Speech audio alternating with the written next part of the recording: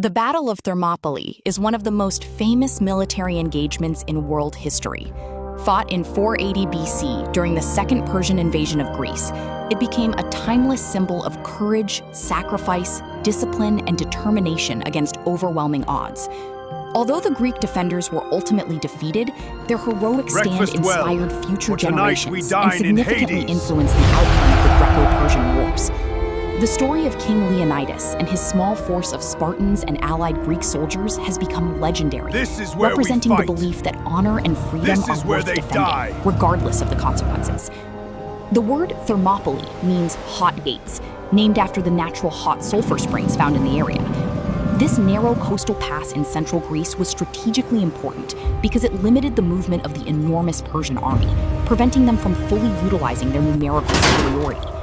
Today, the Battle of Thermopylae remains one of history's greatest examples of military strategy, leadership, and sacrifice. Historical background. Before the Battle of Thermopylae, the Persian Empire was the largest and most powerful empire in the world. Under King Darius I, Persia had expanded across Asia Minor, Mesopotamia, Egypt, and parts of Europe. However, the Greek city-states remained independent and resisted Persian rule. The conflict began during the Ionian Revolt, 499 to 493 BC, when Greek cities in Asia Minor rebelled against Persian control. Athens and Eretria supported the rebels by sending military assistance. Although the revolt was eventually crushed, King Darius vowed revenge against Athens. In 490 BC, Persia invaded Greece, but suffered a surprising defeat at the Battle of Marathon.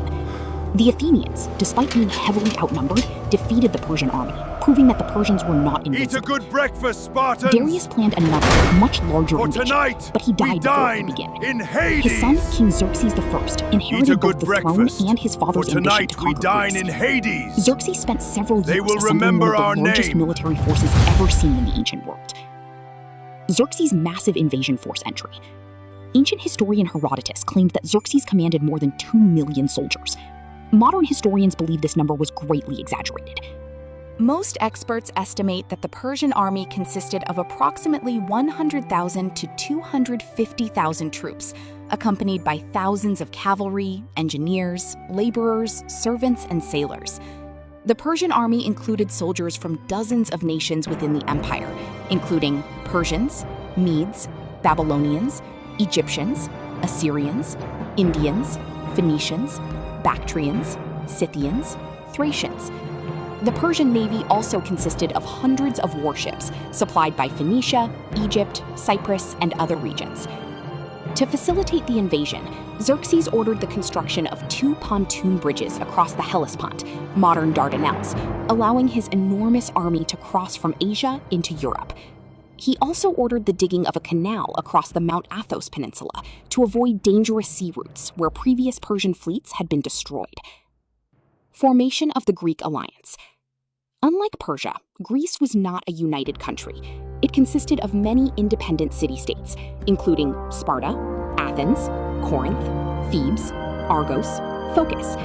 Many of these city-states often fought each other. However, faced with the Persian threat, several Greek states formed an alliance known as the Hellenic League. Sparta, famous for its military discipline, was chosen to lead the land forces, while Athens, possessing the strongest navy, commanded the Greek fleet. The Greek leaders realized they could not defeat Persia in open battle because of the Persians' numerical superiority. Instead, they decided to block the Persian advance at Thermopylae, while the Greek navy defended the nearby Strait of Artemisium. Thermopylae was one of the best defensive positions in Greece. At the time, the pass was extremely narrow, squeezed between steep mountains and the sea. In some places, only a few dozen soldiers could fight side by side. This geography offered several advantages. It neutralized Persian numerical superiority. Persian cavalry could not operate effectively. Greek heavy infantry could fight in close formation. The Persians could attack only in limited numbers. The Greeks hoped to delay Xerxes long enough for more reinforcements to arrive and to prepare stronger defenses farther south. King Leonidas. King Leonidas I of Sparta became the commander of the Greek land forces. Leonidas belonged to the Agiad royal family and had undergone the famous Spartan military training known as the for tonight we dine in Hades. Entered military training at age 7 and spent years learning discipline, endurance, survival, and combat.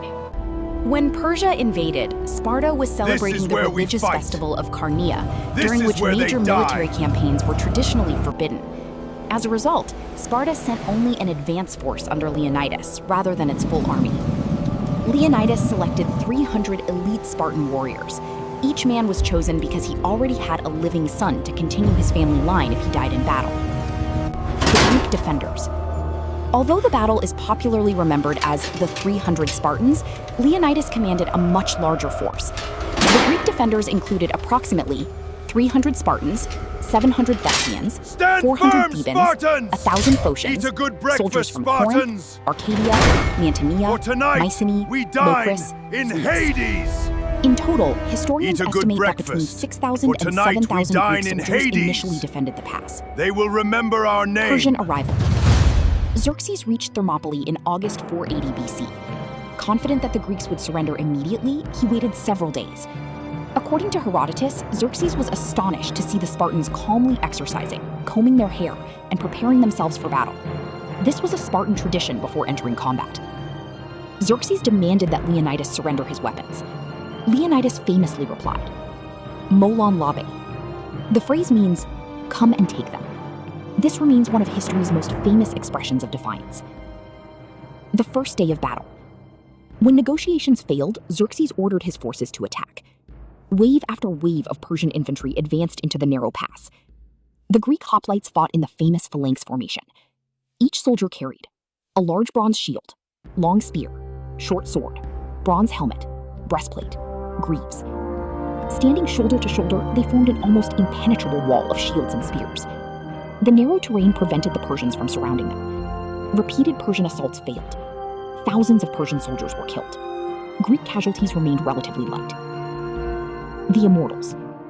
Frustrated by the failure of his regular troops, Xerxes sent his elite force known as the Immortals. This unit consisted of approximately 10,000 highly trained soldiers commanded by Hydarnes. The Immortals were considered the finest troops in the Persian army. However, they faced the same problem. The narrow pass prevented them from using their numbers. The Greek phalanx proved devastating. Many Immortals were killed, and the elite force failed to break through.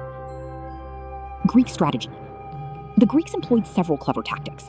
One was the feigned retreat. Greek soldiers would deliberately fall back, encouraging the Persians to pursue them. Once the Persian formation became disorganized, the Greeks suddenly turned and counterattacked. The Spartans' discipline and training enabled them to perform these maneuvers with remarkable precision. The secret mountain path. While the Persians struggled in the pass, a local resident named Ephialtes betrayed the Greeks. He informed Xerxes about a hidden mountain path that bypassed Thermopylae. This trail allowed Persian forces to outflank the Greek defenders. Hydarnes led the Immortals along this secret route during the night. The Phocian soldiers guarding the trail were surprised and retreated to higher ground, allowing the Persian force to continue toward the rear of the Greek position. Leonidas's final decision. When Leonidas learned that the Persians had surrounded them, he faced a difficult choice. He dismissed most of the Greek army to save their lives. However, several groups chose to remain. These included 300 Spartans, approximately 700 Thespians, around 400 Thebans. Their exact role remains debated. Leonidas knew they would almost certainly die. Their mission had changed from stopping the invasion to delaying the Persian advance as long as possible. The last stand. On the third day, Persian forces attacked from both the front and rear. The fighting became desperate. Greek spears broke. Many warriors continued fighting with swords. When their swords broke, they fought with daggers, fists, and whatever weapons remained. King Leonidas was killed during the battle. A fierce struggle erupted over his body. The Spartans managed to recover it several times before being overwhelmed.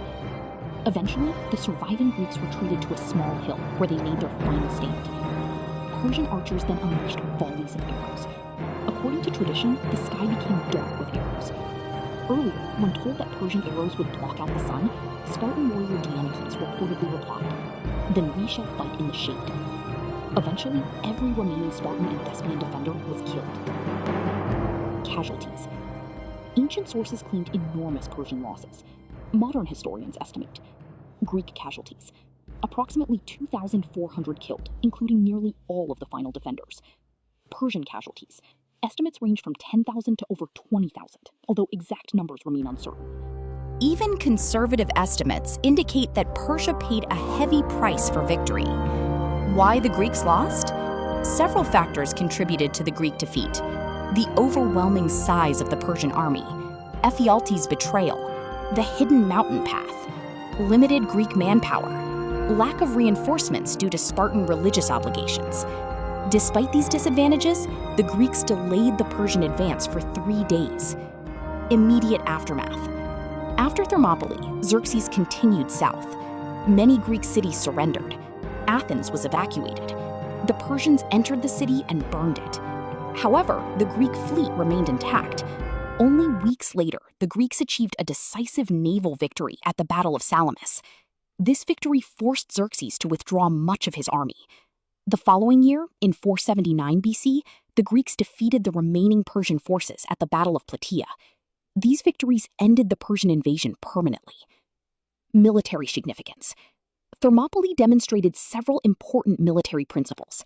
Terrain can neutralize superior numbers.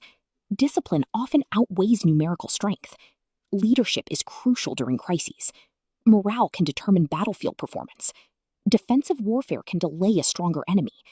Military academies around the world continue to study the battle as a classic example of strategic defense. Cultural legacy.